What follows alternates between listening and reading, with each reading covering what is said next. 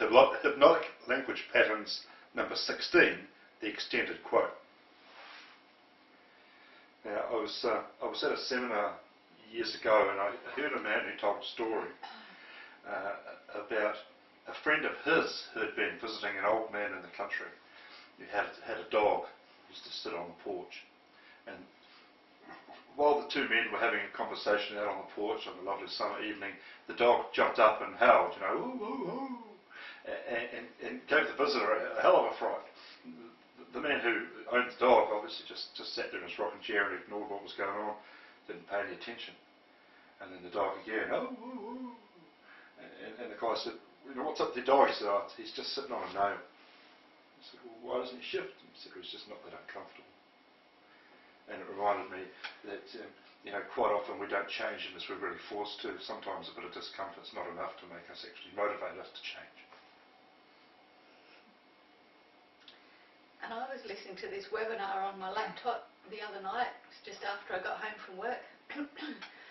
And the host of the webinar was introducing the speaker who was coming up and trying to remember a story that their mother had told them. And the mother had talked about when she was a young girl, she'd gone for this huge walk in the mountains and got lost in the scenery and the beauty and everything that was around her, and she just kept on going and started thinking, well, I wonder where I am. And as the host of the webinar was saying, she came to this fork in the road and she didn't know which way to go. You know, how do you remember or know if you haven't got a map where the right direction is and how you're going to find your way home?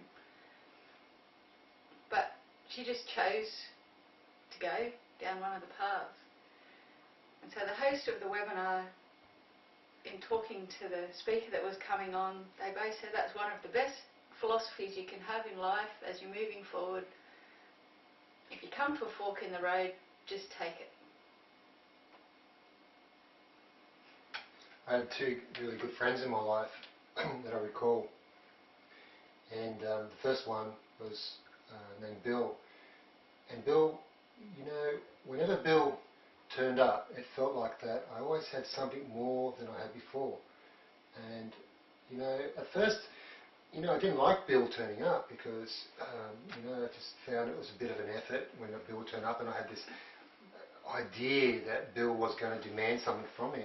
But then I came to realise that Bill, whenever Bill turned up, that I received something more and something benefited. And then I started to enjoy Bill coming around. And Bill became a good friend. Is that an original story, Ken?